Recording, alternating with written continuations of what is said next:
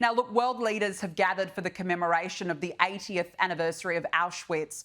Foreign Minister Penny Wong was in attendance. She was, of course, representing Australia. But I just thought that this comment in particular was out of touch. Have a listen.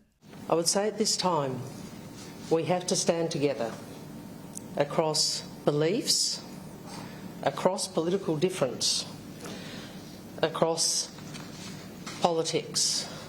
We have to stand against prejudice and hate and anti-Semitism in all its forms.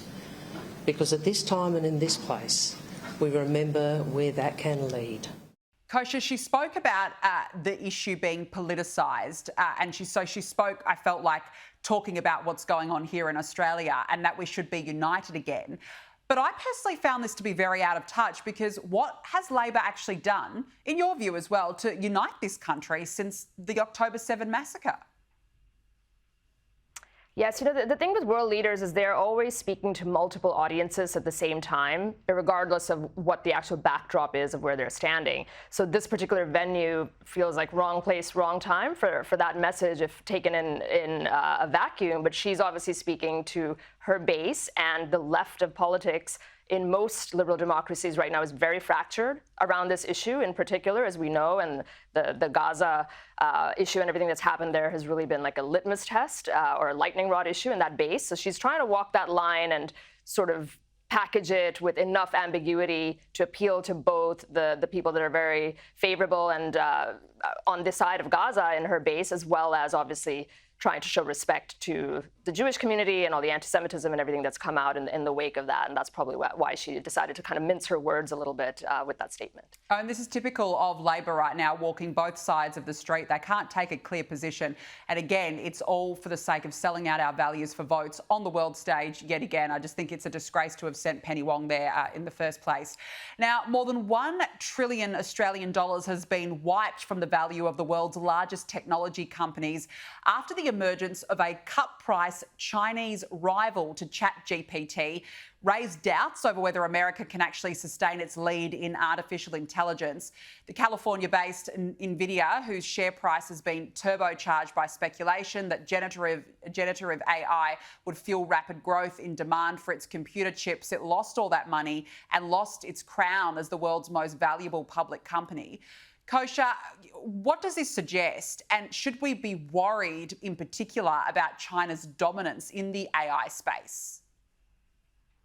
Yeah, so this was probably the biggest story globally other than Trump's first week in the last week, because it sort of came out of nowhere and it seems to have caught a lot of people off guard. The speed with which and the efficiency with which China has been able to develop DeepSeek in terms of the computing power that it uses, the energy that it consumes, and allegedly the budget that they put in was peanuts compared to what the big tech folks in the US have been investing in the space, and it's at least as good, if not better.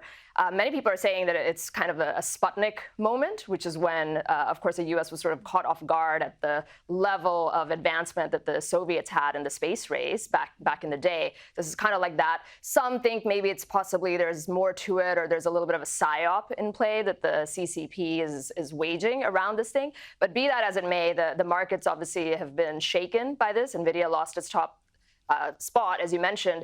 And it is a big deal because the U.S. has long held a dominant position in the space, and this really does call that into question. I'll also add one other quick point that while we would want to see, and as an American, I obviously do want to see the U.S. holding on that mantle of being the leaders of AI. It's interesting, though, because the big tech world wasn't exactly playing very fair, and people from the right side of politics have been unhappy with the way they handled different election cycles and all of the rest of it. So in a way, you could look at the silver lining here that it's a little bit of a reality check and a little bit of competition coming from outside that big tech monopoly, really, which is what it is, might be a good thing for all of us as consumers. Yeah, no, I completely agree. I mean, it's interesting that China is trying to dominate in that space, and I'll be interested to see how that goes. Now, back home, more than 21,500 partners and family members of asylum seekers who arrive by boat have been granted permanent Australian visas, according to Home Affairs Department figures between Feb 13, 2023 and September 30 last year. Look, here we go again, Kosha. It's like the ghosts of the Rudd-Gillard-Rudd era circling this current Labor government. Why has Labor never got it right when it comes to securing Australia's border? You know, at some point, one has to wonder if it's not a defect, but it's actually by design, the immigration policy that the left side of politics of the aisle has taken again in every liberal democracy. Immigration is the issue of our time, spanning all the way from illegal immigration, which is worse in some parts of the world more than others, but the point is that's the most brazen thing, all the way to these asylum programs, which many would say sort of whitewashes illegal immigration because it just expands the scope and definition of what constitutes asylum status and allows all sorts of people to come in with questionable motives or whether or not it's actually advancing the national interest of the country, the host country that's letting them in. So both sides of politics are completely diametrically on the opposite side of this issue. And back home, you could see it in the US from what Kamala Harris's agenda was on the campaign trail versus Trump, and the American people voted resoundingly for one side. You're seeing similar trends in Canada and elsewhere. So this is going to be very interesting, but Labour seems to be doubling down on a very generous position, to put it charitably, on immigration. It is out of step with what most of the electorate wants, and once again, it leaves the Liberal Party with a real wide opening to show some contrast in their view on all immigration, especially asylum seekers, as in this story.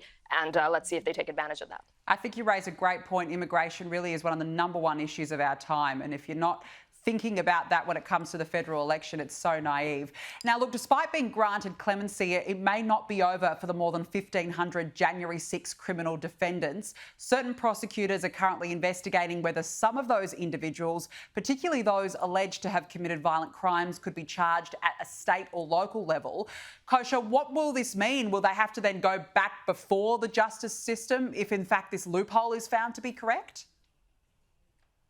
Potentially. So it is true that presidential pardon power only applies at the federal court level, and so they can never be tried again federally. But in the federated system of the U.S., that has no bearing on either the civil system or the state system.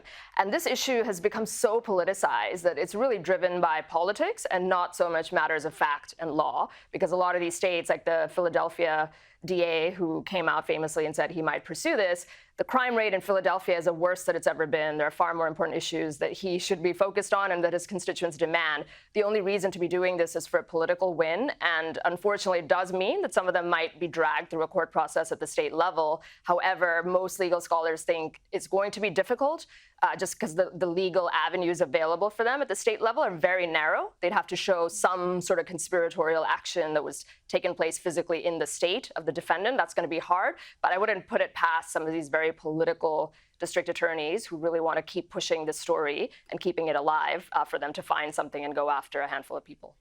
No, that's a really good point. I mean, you'd be pretty pleased with yourself if you were given that leniency by Donald Trump then to go haul before a court. But we'll see how this one plays out. Now, before we let you go, Kosha, let's talk about this Melbourne man who says he's been left shocked and offended after a staff member at a popular pub told him to remove his red "Make America Great Again" cap to avoid being booted from the venue. Angelo Notta, who says he's a regular patron of Captain Baxter Bar and Restaurant, was asked by the venue manager to remove the red Donald Trump cap, which he claims he had previously worn to the venue on 5 separate occasions. Now, Kosha, I've got my own MAGA hat here. I've got it. It's got 45 and 47. I'm going to put it on because I'm going to wear it in solidarity with this man, because in the end, you should be able to wear this hat and nobody gets offended. What do you think?